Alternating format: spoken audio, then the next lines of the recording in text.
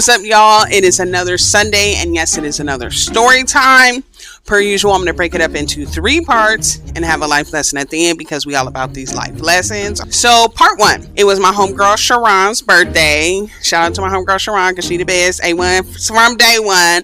But she wanted to go to Vegas to go to the Usher concert. I'm going to keep it a buck with you. I didn't have a buck at that time to do Usher and Las Vegas. So, you know, a couple of us was like, yeah, girl, we'll go to Vegas and celebrate you, but we may not go to the concert. So we get an Airbnb, and for her birthday dinner, we did hibachi in the backyard, and the hibachi was fire. Chef had a super soaker, big one, like filled with sake, and we just shooting it in our mouths. And when I tell you, we was all like, okay, why not? Then we go downtown to Fremont Street. A special note here is that was Sarah's first time in Vegas. So of course, you know, we got to give her the Vegas experience. So the first thing we do when we get to Fremont Street is we go to Fat Tuesdays. And for those of you that don't know, Fat Tuesdays has these AC, you know, drinks, ton of sugar, but a ton of alcohol too. If there's a Fat Tuesdays anywhere you go and visit, you got to go and get you one. So you can imagine that we are pretty inebriated. Part 2.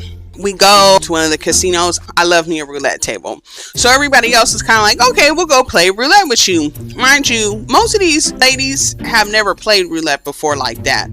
They was doing all the things you're not supposed to be doing, like touching each other's chips, leaning on, you know, putting their elbow on the table and just doing too much. The dealer should have been like, y'all gotta go, but she was very patient. After that, we ended up going to this dive bar called Raised by Wolves in downtown Vegas. And when you go there, you can get a wristband where it's open bar all night. So it was like, say less. Jay was popping over there.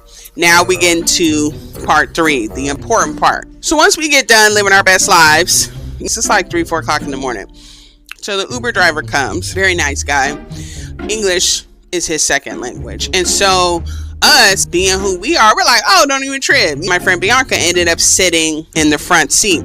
Now, of all of us that was in that car, my Spanish is probably the best.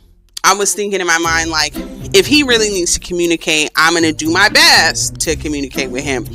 But Bianca takes it upon herself to start talking to this man in Spanish, and she kept saying the same thing. She kept saying it was Sarah's first time in Vegas, because in Bianca's mind, she would have been like, yeah, I created Duolingo. That was me, the Spanish portion, because she just knew she knew some Spanish. Man is laughing because he's like, okay, girl, I get it. It's her first time in Vegas. But where it got spicy was Bianca remembers, like, this is the piece of Spanish that I do know, so I'm gonna start saying it. So she was like, yo soy de Estados Unidos.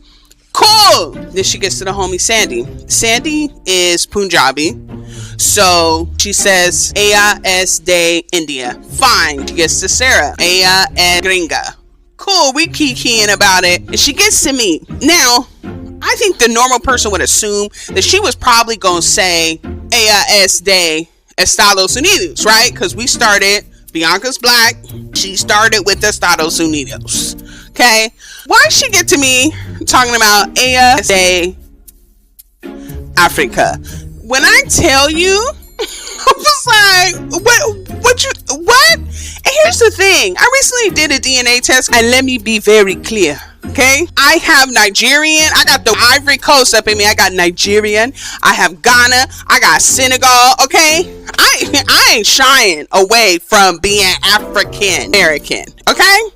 But it was just the way she did it. You feel me? It was like, S.A. Africa. So the lesson to be learned here is, 1, learn other languages. We as Americans, we barely even know English. When you go to places like Latin America, Africa, Europe, they know 2 to 3 different languages so that they can communicate. And the other lesson is communicating is a human thing. So even if there is somebody that maybe doesn't fully speak your language, or you don't fully speak their language, putting in the effort to just understand someone else's language and or culture is actually a good thing for humanity. Okay?